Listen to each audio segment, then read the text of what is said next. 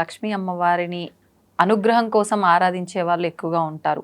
మరి ఈ మాసం అంతా కూడా అమ్మవారి అనుగ్రహం ఉండాలంటే ఎటువంటి విధానాలు ఆచరించాలి? శ్రావణ మాసం వస్తుంది కాబట్టి లక్ష్మీ అమ్మవారిని ఆరాధిస్తే మనకేదో డబ్బు కలిసి వస్తుంది అనేటువంటి ఆలోచనతో మీరు ఎంత ఆరాధన చేసినా నిష్ప్రయోజనం. హ్మ్. అంటే శ్రావణ మాసంలో మాత్రమే మనకు డబ్బు కావాలా? అంటే విడిగా ఆచరించినప్పటికీ ఆ, ఒక వారాన్ని బట్టి, ఇదైతే నెలంతా అదే పాటించాల్సిన తప్పండి. విధానం. అదే తప్పు. తప్పది. ఈ నెలంతా పాటిస్తాం, భాద్రపదం వదిలేస్తామా? వదిలేం. అప్పుడు వినాయకుడు. ఏ, అంటే వినాయకుడు వస్తే ఈ అమ్మవారిని వదిలేసినట్టే ఇంకా మనం. అంటే ఒక్కొక్క మాసం ఒక్కొక్క దేవుడికి తప్పది. ప్రత్యేకంగా ఉంది కదా గురుగారు. మనము మన అవసరాలు ఏ మాసంలో ఎక్కువ ఉంటాయో దాన్ని బట్టి మనం వ్యవహారం మార్చుకుంటూ ఉన్నాం అంతే. ఉమ్, ఎప్పుడూ కూడా భగవంతుడు అన్ని మాసాల్లో ఒకే రకంగా ఉంటారు. ఉమ్, ఇప్పుడు మరి శ్రావణ మాసం ఏంటండి అని అంటే ఉమ్, మంగళ గౌరి నోములు, వివాహమైనటువంటి స్త్రీలకు సంబంధించి వాళ్ళకి యావజ్జీవ సౌమంగళ్య సౌభాగ్యాన్ని ఇచ్చేటువంటిది ఓకే. శ్రావణ మంగళవారం నోములు. మంగళగౌరి. అలాగే వరలక్ష్మి వ్రతం. నేను ఈ మాట ఎందుకన్నానంటే అండి, ఒకప్పుడు నిజంగా మీరు అన్నట్టుగా వరలక్ష్మి అమ్మవారి యొక్క వ్రతం విధానం ఆచరిస్తే వేరేగా ఉండేది. ఇప్పుడు ఏంటంటే వరలక్ష్మి వ్రతం అనేటప్పటికీ లాస్ట్ ఇయర్ కూడా నేను చూసా, చాలామంది అడిగారు. అక్కడెక్కడో పెద్ద ఏదో కన్వెన్షన్ హాల్స్ ఏవో ఉంటాయి కదండి, అందులో ప్రోగ్రామ్ పెడతాం గురుగారు, దగ్గరుండి మీరు చేయించండి అన్నారు. నాకు చేతనైనంత వరకు వాళ్ళందరినీ తిట్టి పంపించేశా. ఎందుకండి? వరలక్ష్మి వ్రతం మన ఇంట్లో మనం చేసుకునేది.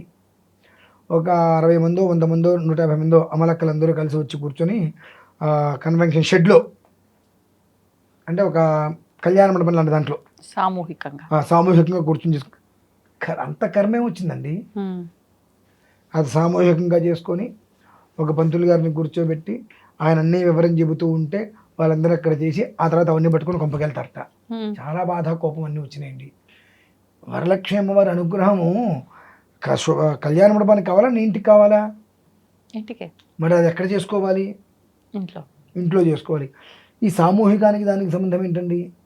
దానికి తోటి రిటర్న్ గిఫ్ట్ వెళ్తాం మళ్ళీ. ఉమ్, రిటర్న్ గిఫ్ట్లు నువ్వు ఇవి పెట్టుకున్నప్పుడు అక్కడ కేవలం కూడా వైభవం కోసం చేసావా, వైదికం కోసం చేస్తున్నావా? ఉమ్, వైభవం కోసం చేస్తున్నావు కాబట్టి శ్రావణం కాదు, 12 నెలలు ఏం చేసినా ఉపయోగం లేదు. ఉమ్, వైదికం కోసం ఉమ్, సిద్ధపడు. వరలక్ష్మి వ్రతం అనేటువంటిది ఏ రకంగా చెప్పబడిందో ఆ విధానాన్ని అనుసరించు, ఆ ఫలితం మనం పుచ్చుకోగలుగుతాం. కానీ వాళ్ళు చెప్పారు, వీళ్ళు వస్తున్నారు, వాళ్ళు రావాలి, ఇవాళ ఈ సోషల్ మీడియాలో దీంట్లో వచ్చేప్పటికి సెలబ్రిటీస్ని పిలిచేసేసి వాళ్ళని పిలిచి వెళ్ళి పిలిచి చేస్తున్నారు గొప్పగా రిటర్న్ గిఫ్ట్లు. ఏం చెయ్యాలి అసలు? నువ్వు ఏం చేస్తున్నావు? రిటర్న్ గిఫ్ట్లకి దీనికి సంబంధం ఏంటండి? సంబంధం ఉంది ఏదైనా? అంటే వచ్చిన ముత్తైదుకి ఏదో ఒకటి వాయనం ఇచ్చి పంపుతారు, అలాగే దాంతోపాటు ఇది కూడా. ఏది ఇవ్వాలనేటువంటిది చెప్పబడింది కదా, ఉమ్, అక్కర్లేనివన్నీ ఎందుకు ఇవ్వడం? ఉమ్, వరలక్ష్మి వ్రతం ఆవిడ ఏం చెప్పింది, ఉమ్, ఏ విధానాన్ని అనుసరించాలి, ఏ ప్రక్రియ నడపాలి, అసలు ఎందుకు చెయ్యాలి అనేది ఉందిగా. ఆ దృష్టి అక్కడ పెట్టి మనం కూర్చుంటున్నామా? చెప్పండి. దృష్టి అక్కడ పెట్టి మనం కూర్చుంటున్నామా? కూర్చోట్లేదుగా. 10ంటికి మొదలు పెడితే 1 గంటన్నర పడుతుంది అనుకుంటే, ఈ లోపు వచ్చే వాళ్ళు వస్తుంటే వాళ్ళని కూర్చొని వాళ్ళ గురించి ఆలోచించేది ఉందే, పూజ మీద ఎక్కువ ఉందండి. నాకు అది బాధేసింది. అందుకే నేను అన్నా, శ్రావణ మాసం వచ్చింది కాబట్టి అమ్మవారికి ఆరాధన చేస్తే ఏదో డబ్బు వస్తుంది కాబట్టి నేను చేస్తాను అంటే అది అవసరం లేదు, చేసి ఉపయోగం లేదు. ఉమ్, మాసాధిపతిగా అమ్మని ఆరాధించుకుంటామనండి, ఐ యాక్సెప్ట్. మీ దగ్గర రూపాయినా లేకపోయినా నాలాంటి వాడు వచ్చి, నేనైనా వచ్చి మీ ఇంట్లో కూర్చొని చేయించగలుగుతా. కానీ నేను రిటర్న్ గిఫ్ట్లు దీంట్లో దాంతో నేను చేస్తాను, దాంట్లో చేస్తాను, వీళ్ళందరూ వస్తారు, ఎంతమంది వస్తారు, ఎంత పెద్ద హంగామా చేస్తున్నాను, వైభవం చేస్తున్నానంటే నా పుట్టువాడు మొహం కూడా చూడండి. ఉమ్, శ్రావణము అంటే ముందు వినటం నేర్చుకోవాలి. శ్రవణం అంటారు, అంటే వినటం. అందులో శ్రావణ మాసం గురించి అసలు ఏం చెప్పబడి ఉన్నది, శ్రావణం అంటే ఏంటి, శుక్రవార విధానం ఏమిటి, ఈ మంగళవార విధానాలు ఏమిటి అనేటువంటిది ముందు వినమని చెప్పి ఉన్నది. వింటే దాన్ని ఎలా ఆచరించాలనేటువంటి ఆలోచన వస్తుంది. శ్రావ్యంగా వినమన్నారు. మనం ఏమంటున్నాము, వినేది ఒకటి, ఆలోచించేది ఒకటి, ఆచరణ చేసేది ఒకటి. కంప్లీట్గా ఈ మధ్యకాలంలో ఈ మధ్య అంటే గత కొంతకాలంగా శ్రావణ మాసము వచ్చింది, వరలక్ష్మి వ్రతం వచ్చింది, లేదంటే మంగళవారాలు వచ్చాయనంటే ఆ ముత్తైదుగా నేను కలకాలం జీవించాలి అనేటువంటి ఆలోచనతో చేసుకునేదానికన్నా 10 మందిని పిలిచి హంగామా చేయాలనేటువంటిది బాగా ఎక్కువైపోయింది. అటువంటిప్పుడు మీరు ఇది చేసుకోవడం కన్నా మానేసుకుంటూ వచ్చే నష్టం ఏం లేదుగా. ఇంటికి ఒక మనిషిని పిలిచి ఇష్టమైన పదార్థాలన్నీ తయారు చేసి సగం కడుపుకు భోజనం పెట్టి పంపిస్తే ఏమవుతుంది? అసంతృప్తిగా ఉంటారు వాళ్ళు. తృప్తిగా అర్థాకాలి, వాళ్ళు ఏడుపు తగులుతుంది అర్థాలు.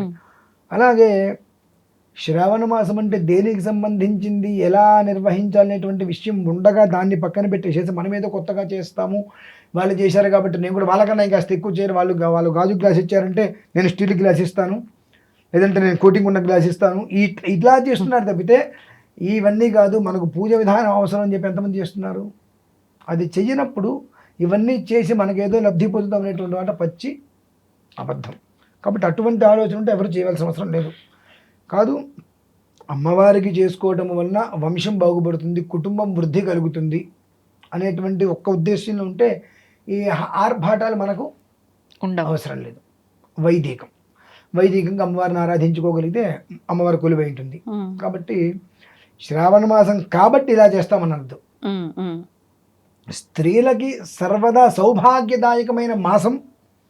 ఆ స్త్రీలకి సర్వదా సౌభాగ్యాన్ని వృద్ధి చెందడం కోసం అమ్మవారు మనల్ని అనుగ్రహించాలి అంటే శ్రావణ వరలక్ష్మీదేవికి, శ్రావణ మంగళ గౌరీదేవికి మనం ఏ విధంగా అర్చన చేయాలి, అమ్మవారి దగ్గర అనుగ్రహం ఎలాగా తీసుకోవాలి అనేటువంటి దాని మీద దృష్టి ఉంటే యావజ్జీవంగా సౌమంగళిగా సౌభాగ్యాలతో చక్కగా అమ్మవారి అనుగ్రహంతో ఉంటారు. కాదు కూడదు నేనేదో రిటర్న్ గిఫ్ట్లు ఇచ్చేస్తాను, వీళ్ళు చేశారు వాళ్ళు చేశారు ఇంకోటి చేశారు నీ ఆలోచనతో ఉంటే ఎంతసేపటికి మనం అక్కడే ఉండిపోతాం. ఇంట్లో మీరు విజయవాడ వెళ్ళాలని బయలుదేరుతున్నారు, తొందరగా వెళ్ళిపోవాలని ప్రయత్నం చేశారు, ట్రెడ్మిల్ మీద నించున్నారు, ట్రెడ్మిల్ని ఎక్కారు, కొంత స్పీడ్ తిప్పారు, పరిగెడుతున్నారు, ఎక్కడ ఉంటారు? అక్కడే ఉంటాం. ఆ జీవితం మనకు అక్కర్లేదు కదా. మనం విజయవాడ వెళ్ళాలి అని అంటే ఆటోనో బస్సో ఎక్కి బస్టాండ్కి రావాలి, ర్యాపిడ్ బుక్ చేసుకుని బస్టాండ్కి రావాలి, అక్కడ బస్సో లేదంటే రైల్వే స్టేషన్లో రైలో ఎక్కితే మనం వెళ్తాం, గమ్యం చేరుతాం. అర్జెంటుగా గమ్యం చేరాలి, నేను చాలా వేగంగా పరిగెడతాను, ట్రెడ్మిల్ మీద నిలబడితే ఎంతకాలని కూడా. కాబట్టి ఏది అవసరము ఏది అనవసరం అనేటువంటి విషయాన్ని గ్రహించుకోవడం ఇప్పుడున్నటువంటి విషయాలలో ఆడవారికి చాలా అవసరం. అది దృష్టిలో ఉంచుకొని దాన్ని అనుసరించి శ్రావణ వరలక్ష్మి అమ్మవారికి మంగళ గురుదేవికి ఆరాధన చేసుకోగలిగితే పుణ్యం పురుషార్థం 2 ఏర్పడతాయమ్మా. అది పరిస్థితి. ధన్యవాదాలు గురు. పరమేశ్వర.